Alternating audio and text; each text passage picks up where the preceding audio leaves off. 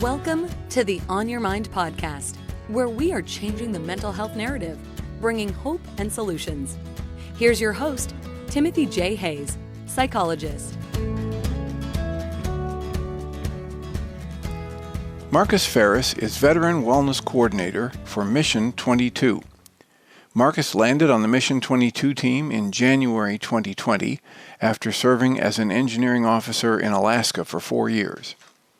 He is passionate about all manner of endurance sports, competitions, and has spent a lot of his spare time working with the U.S. Military Endurance Sports Team, a nonprofit dedicated to helping service members achieve their fitness endeavors. Marcus currently trains for ultramarathons while working for the 320th PsyOps Company out of Clackamas, Oregon as a reserve officer. Through his research, field testing, and writing, he now serves veterans through healthy living programs and digital content creation. So welcome. Thank you for joining us this afternoon. It's a pleasure to meet you. I've been reading about Mission 22 and want to learn more about it. Can you tell us more about how you got started in this and what drives the passion for the work you do? Yeah, thanks. Thank you again for your time that you have today for us.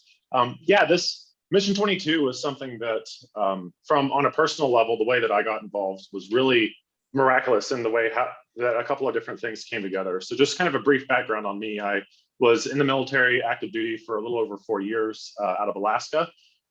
Ended up moving to Central Oregon. Mission 22 at the time was based out of Portland.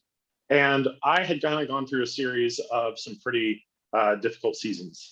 There was job loss, there was relationship loss. And in all of that, I ended up finding a men's group out of Portland. And within that men's group, it was a group that met every day, almost every day of the week, to just do life together, do CrossFit together, and just share struggles together. And in that group, lo and behold, was one Magnus Johnson, who founded Mission 22. And we started talking and he started mentoring me. And this was about the same time that I was studying to become a health coach. I had studied engineering at Auburn University at my alma mater. And that was, it served me okay when I was active duty in the Army, but it was not something that was really impressed upon my heart to continue to pursue. And so I learned about health coaching through the Primal Health Coach Institute and wasn't really sure where I was going to go with it, but it was just one of those things I knew that I could make a difference with. And even though there was a lot of other uncertainty happening in my life at the time, I had that one, that area of study that really, I knew that even though there were so many other unknowns in life, that was something that just spoke to me on a deep level, and I knew I needed to do it. And I got that certification in in September of 2019. And then I got to talking with the Mission 22 team around that same time. And that was about the time that they had the idea for what is now the Recovery and Resiliency, or what we refer to as the R&R program. So I kind of got in at about that same time and was able to kind of take my coaching expertise, my experience in the military, my own kind of endurance athletic experience, and all of the research that I kind of did on a personal level through there, and start to build this program out.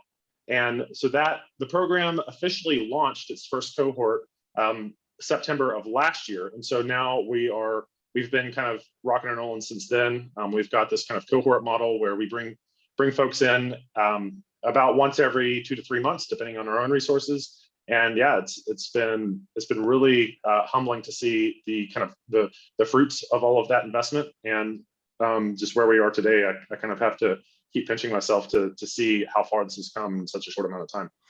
All right. So if you would, I've watched a little bit of the videos you have on your Mission 22 website. Tell us a little bit about what's the meat and potatoes of the Recovery and Resiliency program.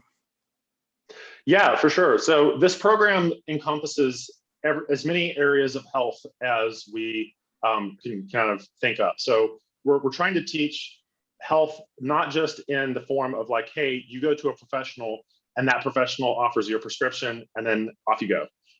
It's kind of the reverse of that. This is a program where we're asking the participants to take personal responsibility of their healing journey, where we will provide them the resources and all of the things that they need to take hold of and make a difference in their own life, but not assume necessarily that one single track exists, or you need to go to therapy and have a psychiatrist and have your medication. There can be a time and place for those things, certainly, but what we're doing here is providing them with books and stories and an understanding of what it means to transition from combat.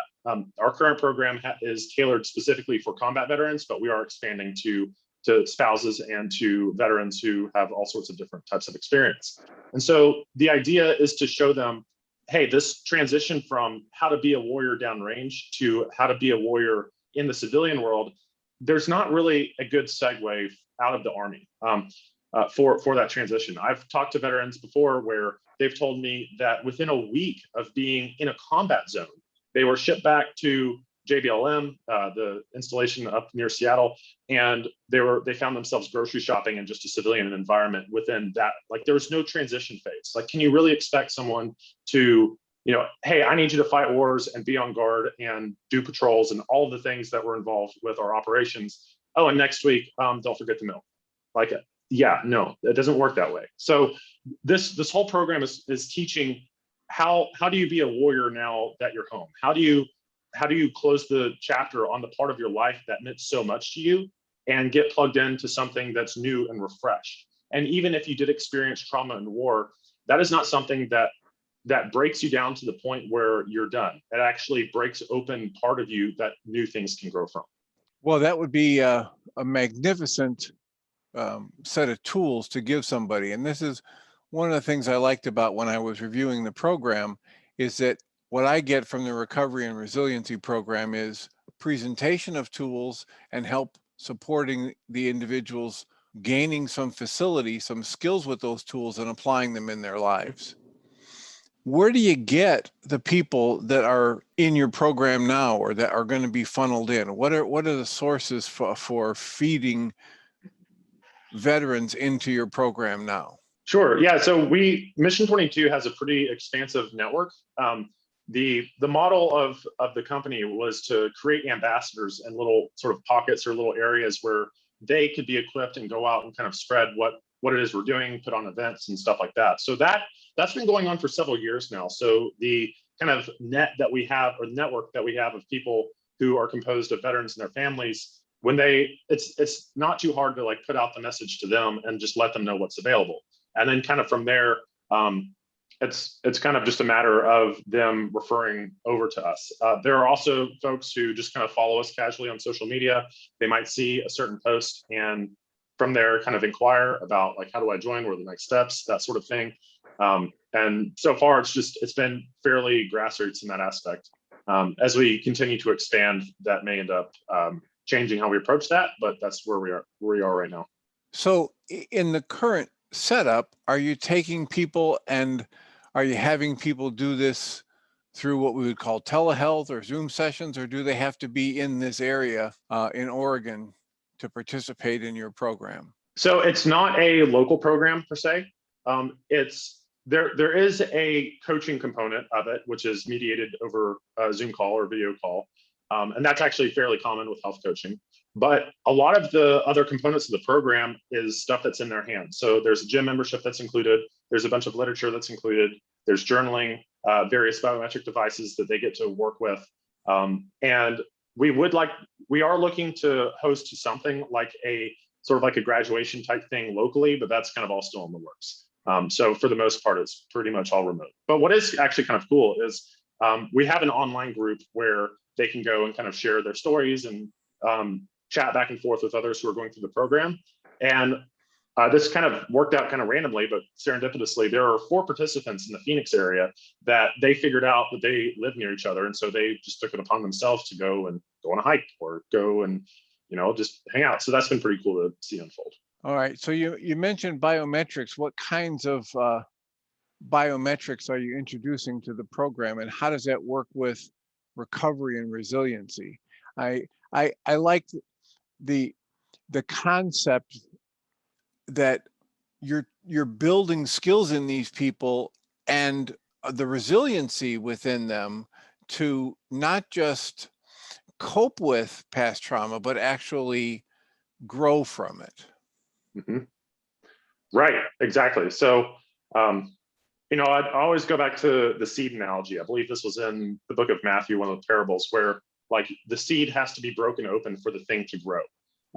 And I've kind of experienced that myself to a degree, but that's kind of another story. But as far as the biometric devices, what we're trying to get a read on is sleep and stress scores. And the Garmin watches that come with the program are doing the collection of that. So let's take meditation, for example.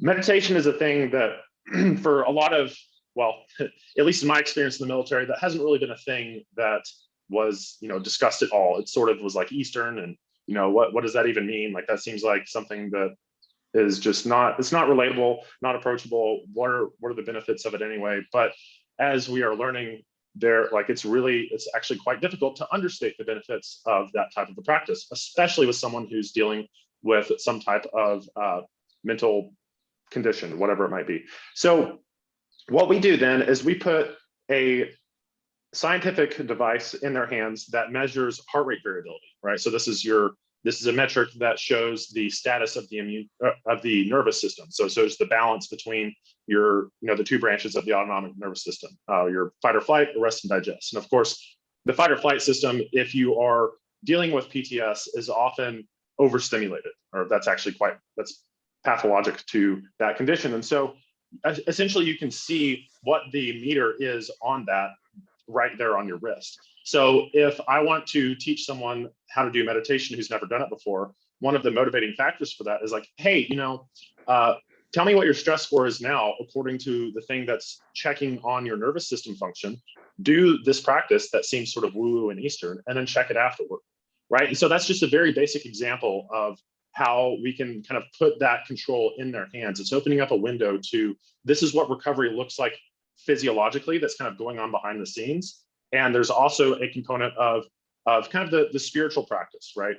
Meditation being one of them, of course, getting plugged into a community. There's things that can't necessarily be, like you can't measure a relationship scientifically. You can't measure like how plugged into a community are you. However, what you can do is put them in a healing environment wherein the outputs of that objectively are measured in your stress scores, and we also look at sleep.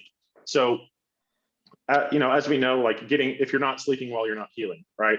And it's, really the approach we're taking is kind of like, if you imagine a human as a garden, like it's not as easy as just throwing a particular bit of fertilizer and thinking that that's going to have a single effect.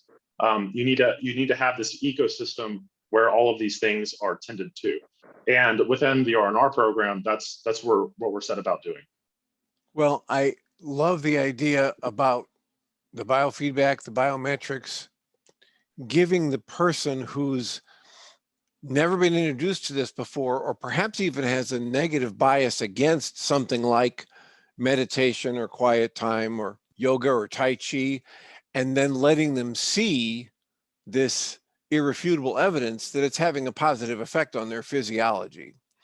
And that was one of the things that really attracted me to this. I've been working with a number of people over the years who are looking at wearables and apps and things to try and help people mark their progress, because it helps form that motivation. It helps people stay engaged longer, and it helps them recognize when they've reached a new phase and they might have grown past a certain set of tools and they might need something else.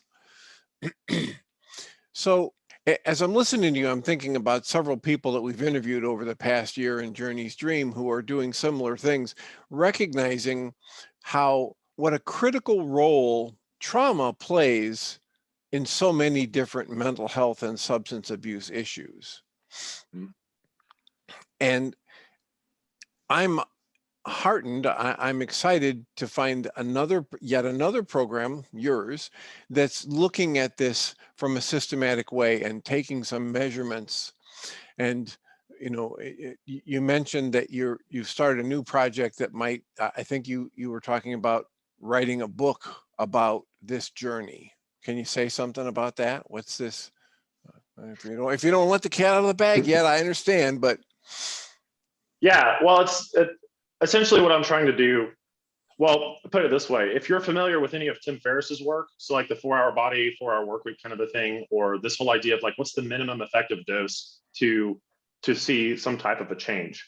And our current cures, at air quote cure for post-traumatic stress, is it's not really a cure. Like, I saw this stupid comic the other day that actually summed it up quite well. And what it was a so you have, like, somebody is at the doctor's office and they say, like, "Hey doc, I'm depressed." And then the response is, "Hey, okay, take these pills." And then so they take the pills. And then the doctor says, "Okay, how are you doing now?" And then the patient says, "Well, now I just don't care." And then they're like, "Good enough." Right. And so it's like, man, that's not a cure. And I wouldn't go as far as to say that there is a cure to PTS. When it comes to something like a moral injury, and we can get into that too, that concept, that's a scar on the heart that's never going to go away. But you learn to grow the heart around the scar. And in fact, what I would contend is, or what I would propose is, that growth is only possible if you have the scar. And so what I'm doing with this book is trying to get into all of the various components of human health as it relates to growing from trauma. And so that goes, the book kind of gets into topics such as acceptance, forgiveness, how to deal with resentment and bitterness, all the way to, hey, you really shouldn't be eating grains, industrial seed oils, or sugar in the diet. And the challenge then is, like, tying all of those things together and how they relate to one another. Well, and that can be very powerful because, every time we're introduced to a good systemic approach, we see lasting results. When we have an approach that just tries to put a cover up on or numb out a symptom without looking at the cause within the system and changing the system for better health, we don't see progress. We see the proliferation of other illness, other long-term illness. So I'm glad to hear that you're looking at it that way, and including the food people are ingesting, the chemicals they're ingesting, along with a sense of community, the actual work an individual can do to address the traumas and the energies they've downloaded in the interaction with their environment that they downloaded as a trauma. Are there other specific trauma therapy techniques that you build into this system, the recovery and resiliency program? So I would say I wouldn't categorize it as therapy as such, as that word implies it's in a clinical setting. Nothing in this is clinical per se. The closest thing, I suppose, would be the round of supplements they get that are all, it's basically in the category of, I believe, like a nutraceutical. So essentially it's food that has just been put into a capsule form. So we've seen a lot of, we've had past programs where, like, it's just the supplement program. But honestly, it's kind of like what I said before. What we're trying to do is create an experience wherein someone can find healing.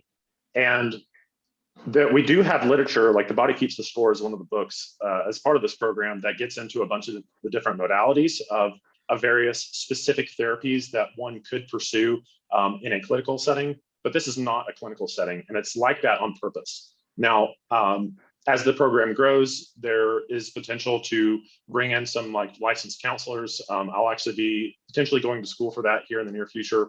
But as it is now, we have health coaches who have been certified by the institute I mentioned before, and we have, just all of the other components together. Because, I mean, the idea is to let them know that the power to be able to heal is within oneself. It's not predicated on, you need to find the right professional, right? And so that's kind of what we're teaching. It's not so much that we're discounting those other things. It's just, that's not what this is. Well, and I was thinking in terms of not so much external professionals that they would go to, but some of the techniques that have been developing around the globe, where people are empowered to use things like acupressure for themselves, the emotional freedom techniques, the EFT tapping. It's amazing how many people are using things like a tapping app or a breath work, certain types of breathing, the Wim Hof work, and all of these other things that people can learn to do for themselves that can aid in moving the energies that are stuck in us whenever we get into a trauma response. And as you were talking about, literally helping the person initiate that, like the understanding of how it's the mind energy I'm using and pouring into a set of conclusions that's reactivating my response to the trauma. So if you're talking about the Bessel van der Kolk book, those people have really studied what's happening inside the person who gets traumatized, and what can that person learn to do, often a lot of it on their own without necessarily needing to be in the presence of a therapist. A lot of people do need the support of a therapist if they've had, some of the extreme traumas that people have in combat, or some of the extreme traumas that people go through in abusive family situations. But that's not the vast majority of people who struggle with trauma. A vast majority of people who struggle with trauma could use a program like yours to help them in all of these different areas, whether it's nutrition, awareness of their internal processing, the physiological response of the stress response, and getting connected to community and being empowered. So I'm excited to hear that you're trying to open this up to families of the veterans as well as veterans. And that's the kind of thing that's happening at the program they have in Rush that we interviewed earlier this year, where they offer therapy to the veterans and their families, because as we know, a lot of families have been through trauma, either losing their family member to the service, or having a traumatized service member come back into the family and create situations that are ultra high stress over long periods of time, and that can result in trauma. So I'm excited to hear where you go with this and how you can start to expand it to the families, because that's an enormous benefit. Yeah, for sure. And not to mention like the depressing statistics on adverse childhood experiences as well, that some of this stuff also perhaps less directly does get into. And you talk about all of the various modalities, Wim Hof and so on. This is the beauty of the program, and especially with working with health coaches. Shout out to our health coach team. We've got a lot of really great coaches who themselves are passionate about these sorts of things. And what's really cool, or at least the conclusion that I've come to, is that healing from trauma is just a magnified version of what it means to live well as a human, or to heal well as a human. All of those components are still there, right? Like, what do you need to heal from trauma? You need a good community. You need good nutrition. You need to be able to move better during the day and get sunlight so that you can sleep better at night. You need to be able to journal and articulate your thoughts. Like, all of those things. Sense of purpose in life. Yeah. 100%. Sense of purpose. Yeah. Right. And like having a direction, having an aim, and being able to see that you're moving toward that aim. All of those things are fundamental to health coaching. And then you combine that with all of the actual hands-on tools. It creates this environment where, it's really cool. Like, we have this online group where folks will post up. Like, I learned about this thing with one of our guys is doing a program at a gym that's like, I forget the name of it, but basically they use these kettlebells it's like a partner kettlebell workout, and they'll toss the kettlebell around to one another. And in that, it's like, if you're throwing kettlebells around, you have to pay attention. And in that paying attention, you're actually teaching your mind to focus in the present moment, right? So what's post-traumatic stress, or any stress for this matter? It's worrying about the future or ruminating about the past. And if someone's throwing you a kettlebell, you're right here. You're not worried about those things because you're worried about what's coming straight toward your chest. So anyway, the point of that is that all of these various other modalities are, like, we have a resource library that goes along with it that has kind of links out to these things.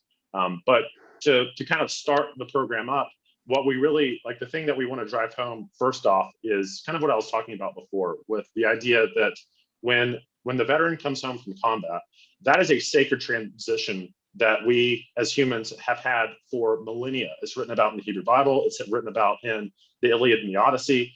And yet today's culture, we don't have that anymore, unfortunately. And a lot of the literature gets into kind of the problems that arose out of the lack of that sacred transition. Well, and that's why we've got, the Road Home program and transition programs that have been bubbling up here in Illinois. And one of the hopes is that more of them will develop, and there'll be a network, because as they talk about in the book Tribe, it's the civilian population that's most able to support the military. If we wait for the government to do it all, it's never going to get done. And yet we're trying to welcome these civilians back into the civilian life, just because they went out and became servants at a military level doesn't mean they're not still part of us. And yet it's that sense of community that we can provide and that they can develop within themselves as return warriors that is one of the major healing factors, right? It's this sense of belonging.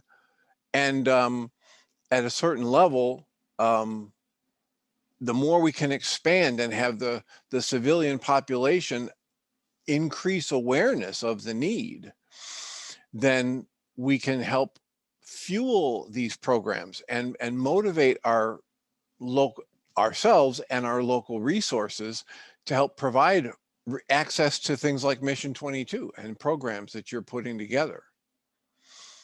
So how can we support that? How can we, whoever might be listening to this in whatever community they're in, support the Mission 22 group and that mission?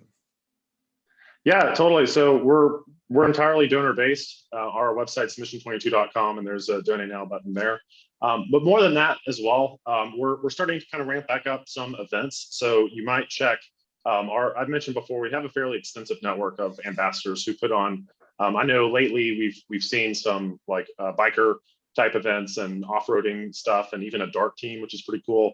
But keeping an eye out for that, and I suppose more broadly speaking, just having an awareness of what you just said, of this whole idea that, like, look, healing is this. It's someone being vulnerable about what they've been through and what they've experienced in the presence of non-judgmental witnesses, bearing witness, right?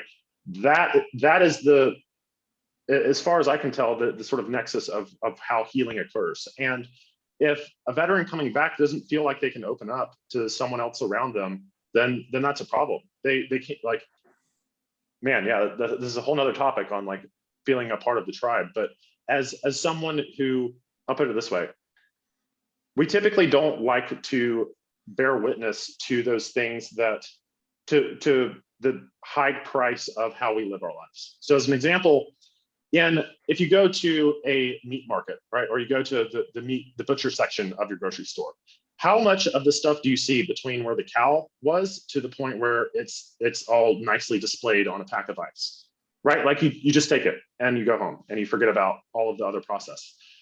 And that's kind of like how we've treated the liberties and freedoms that we have, with the cost of what it took to go down range. One of the you might see on social media once in a while on Fridays. Fridays are Red Fridays. Red is remember everyone deployed. So it's the idea that it's like, hey, we're all in this. You need, as a civilian, you need to pay a cost for this too. And by doing that, what that looks like is not a lumber discount on Memorial Day, but a willingness to be that non-judgmental witness. If my grandmother was here, she would say, from your mouth to God's ears, right? If we could get that to happen. I was just looking over here. Sebastian Junger is the author of that book, Tribe, which was so powerful that I know several people as veterans, returned veterans, and people who work with veterans in transition say they read that book once or twice a year to remind themselves of some of the key points and themes, and encourage other people who haven't been in service to read a book like that, to try and expand their awareness. I like the example of the meat, because as you were doing that, I flashed back to a time when I was in my 20s and I went out to a farm where they had the roundup and they had the butchering, and you don't see any of that. And, that was a beautiful setting. These days we're getting that whole happening in some factory that's a chaos mess. So if we say, okay, we're winding down in time for the podcast here, what's something that I haven't even mentioned that you want to make sure we talk about that might be right on in line with something we've already mentioned, or something that's another aspect of Mission 22? Well, one thing that I've been thinking a lot about lately is, when I'm asked often, what is R&R? And I can describe the individual components of it. I can describe the science behind it. I can describe the online workplace group, and I can tell you what health coaching is. Are all of those things together R&R? And the answer is no. What R&R is an experience of healing. It's like the space between, and it is facilitated by true speech from the books, right? Like reading the truth and being honest about the condition we're in is kind of the first step, and then learning how to accept that and then forgive as kind of the antidote to bitterness. And what we're constantly trying to do with this program, and given that it's less than a year old since we actually launched, is how do we condense that into something that's as digestible as possible to the most amount of people possible. And I believe that the story of our warriors coming back home and dealing with the issues that they're dealing with, that we're doing our best to help with, is America's story, right? Like unfortunately, suicide rates are going up across the board. And I believe that the underlying issue parallels everywhere. You mentioned before, just this loss of purpose, right? And we see it most tragically in the highest contrast and most visibly with our warriors. But it's also the underlying thing of what that is, of whatever it is that's causing that. I see, from my perspective, a commonality across the hopelessness that so many people are dealing with. We've kind of forgotten like what that purpose is, and I think part of that has to do with being numbed to the price we have to pay for living free and living purposefully. But the hope here, and what I've seen, and is something that humbles me every single time I log on and see progress reports of folks that are in the program, is just the radical turnaround that can happen in a very short amount of time. All of the comorbidities and things that go along with a post-traumatic stress diagnosis can feel to an individual at times like something that they're destined to, or that they can't get out of. And that's not necessarily a condition that just people in the military feel, right? Like depression is on the rise everywhere as well. And it's simply not true that you're stuck there forever. I don't want to take for granted all of the complexities of what that means, but I'll just reiterate again, the process of healing from trauma is simply the process of living well as a human in a broken world. And so our big goal is to sort of spread whatever those components are that create that environment as far as we can. Excellent. So mission22.com, mission, the number 2.com is the way that I've accessed your work. Is that the primary website for this organization? Okay. And if people want to get a hold of you, can they email you at marcus@mission22.com? Sure, I'll be there. All right. And with the way things have gone in this past year with Journey's Dream, interviewing people like you and other programs, I'd like your permission to pass your information along to a few of those other Welcome Home the Veterans groups. If I have your permission, I'll go ahead and do that. And I appreciate your time. It's a pleasure to meet you, and I honor what you're doing. Yeah, absolutely. And the more conversations we have like this, the more the more we can just kind of learn from each other and sharpen each other's swords, as it were. Excellent. Well, thank you so much for being with us today.